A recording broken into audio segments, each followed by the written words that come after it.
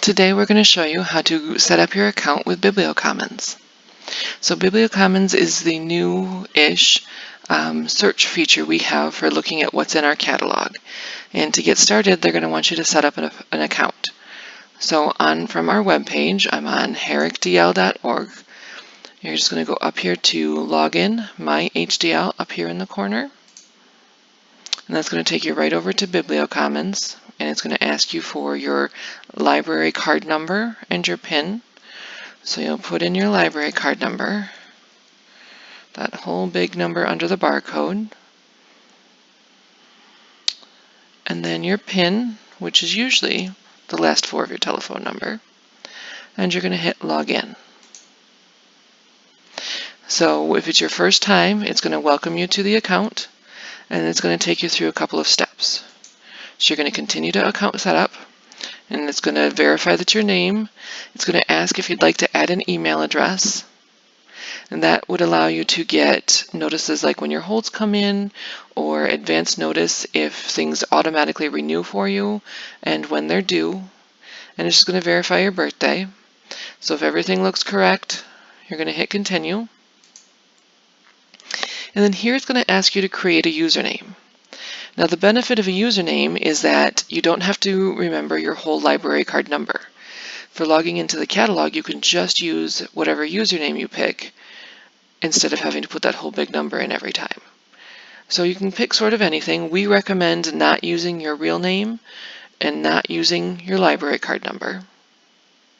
But it can really be sort of anything. It could be just like what you use for your email addresses. It could be just something quick that you'll remember. I'm just going to throw something quick in here. So let's do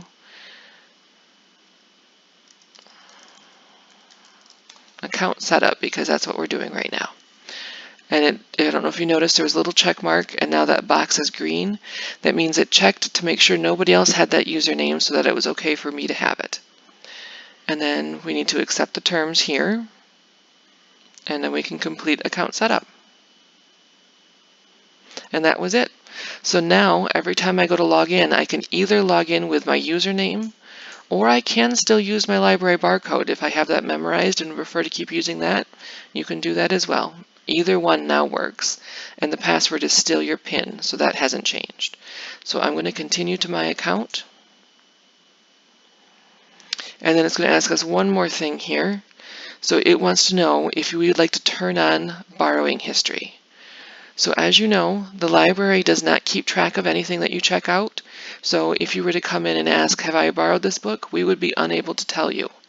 But if you would like to know what you've checked out in the past, you can turn this feature on, and BiblioCommons will now track that for you. So again, the library doesn't have access to it, but you do. And if you happen to use lists in our old system, you can import those. I never used lists, so there's nothing for me to import. So I'm going to hit All Done, Explore Your New Catalog. And that's it.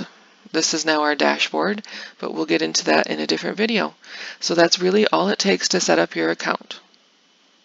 You just need to know what your library card number is, what your PIN is, and then choose a username. And now you're all set to start putting stuff on hold and seeing what your checkouts are, seeing if you have any overdue fines, and all of that good information. So we'll see you next time when we go a little bit more in depth.